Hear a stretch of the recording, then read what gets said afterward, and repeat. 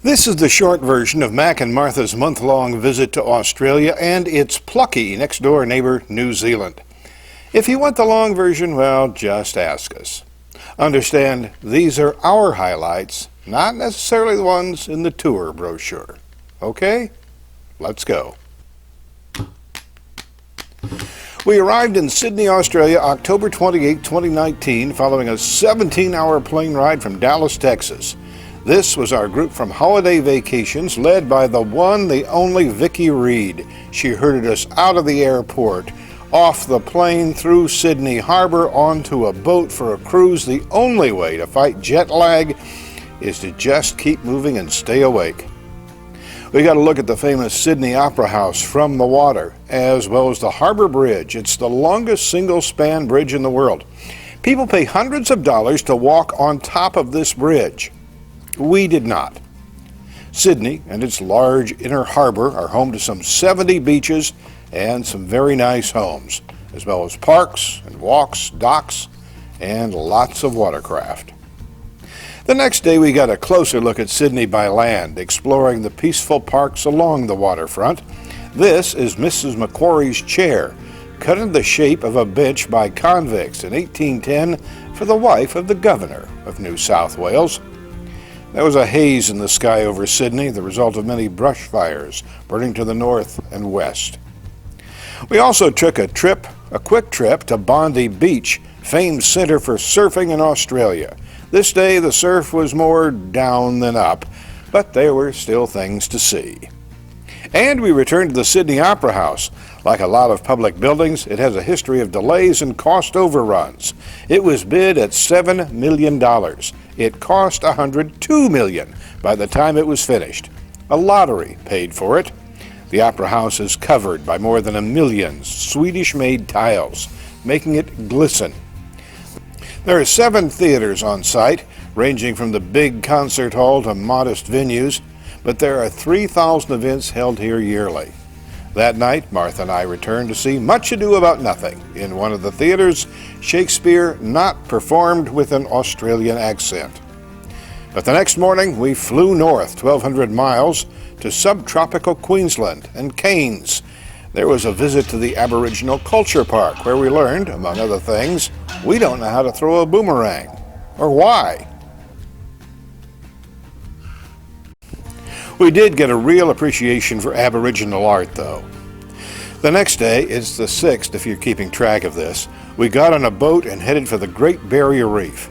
It was an all-day event on a barge anchored above the reef. Highlights included a helicopter ride.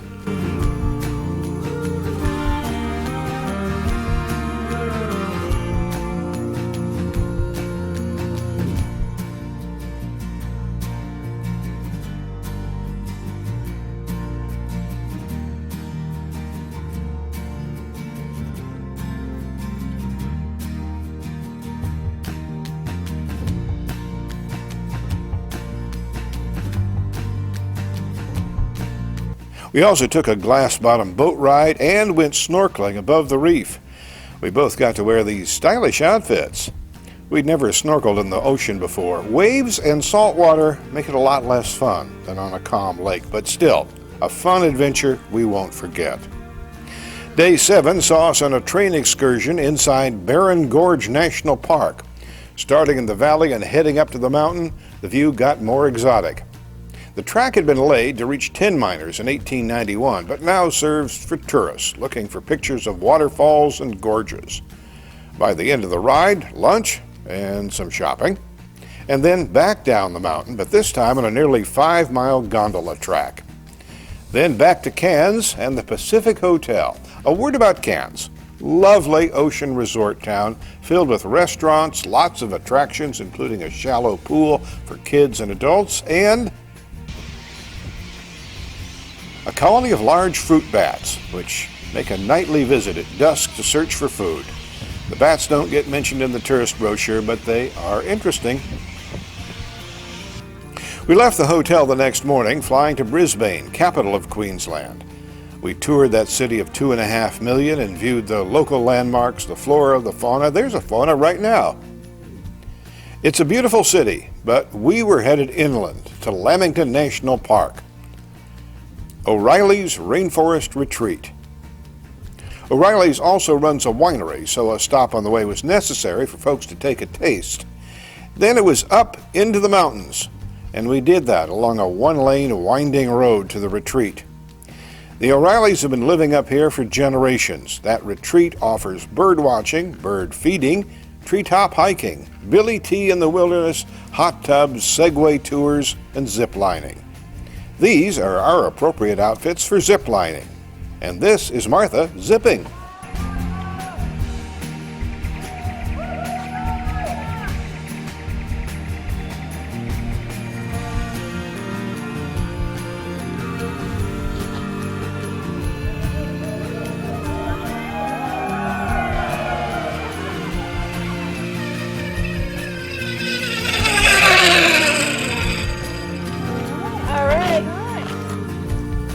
There was an outdoor dinner our last night at O'Reilly's retreat, with some of the group and a lot of the birds eating their food.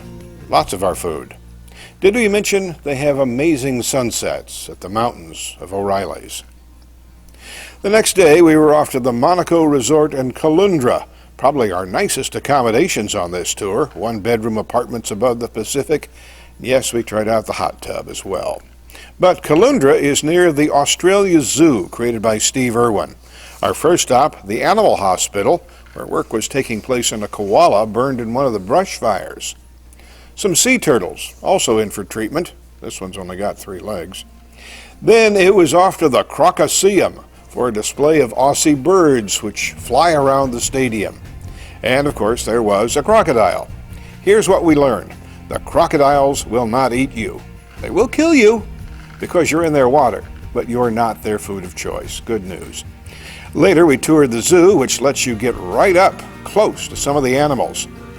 Martha was hesitant to touch the kangaroo, not sure where he'd been. I was less so. You do get close to some of the animals. Others, well, probably not a good idea. And yes, the meerkats are amazingly cute. On our last day with the group, we went on an eco-cruise around the waters of the town of Noosa. It's a place of multi-million-dollar homes on the waterfront, and some folks having a party under a bridge. Officially, it's a UNESCO biosphere site, teeming with fish and fowl and plant life. The next day, we waved goodbye to our tour group and flew south to Merimbula, that's south of Sydney. That's where Martha's German sister from her college days lives. Zilka and her husband Hans immigrated 40 years ago from Germany to Australia, along with Zilka's sister Birgit and her husband Joe. So Birgit and Joe were happened to be visiting, so it was a happy reunion for Martha and some new friends for me. We spent several days visiting with them, also stopping by a killer whale museum and taking a tour of oyster farming with Captain Sponge, a local oyster farmer. We also visited with local Rotarians.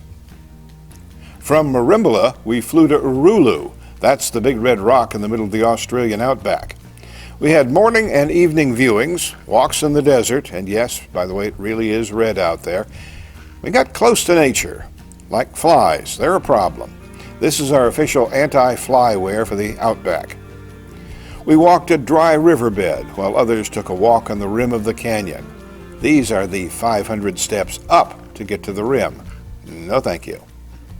The ranches out here are called cattle stations. They can beat 2 million acres.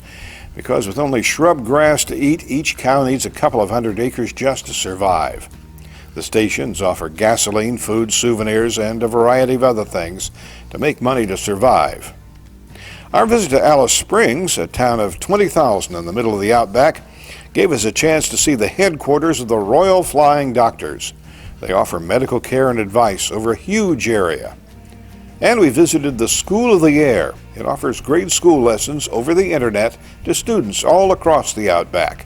A few times a year, the students come into Alice Springs and meet their classmates. From the outback, we flew 4,000 miles to Christchurch, New Zealand on the South Island.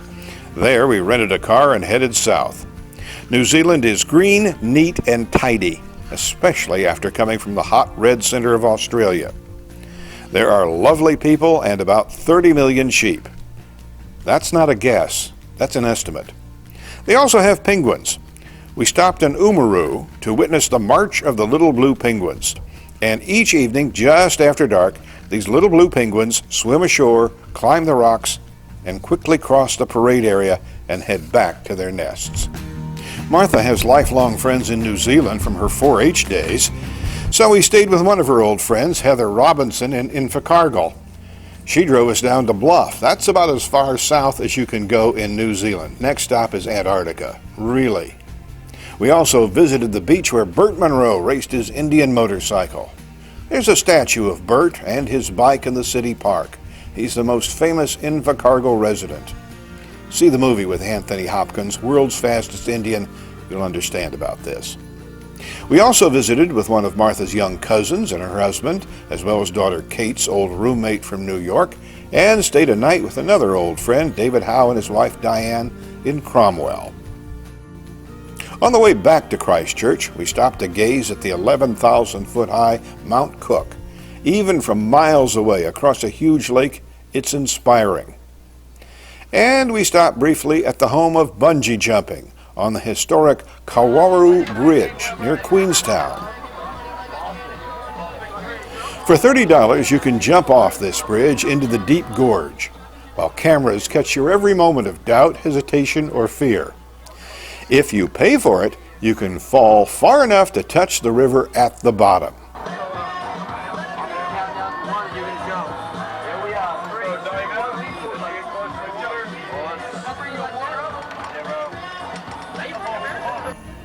No, we didn't. But it's something to come back for.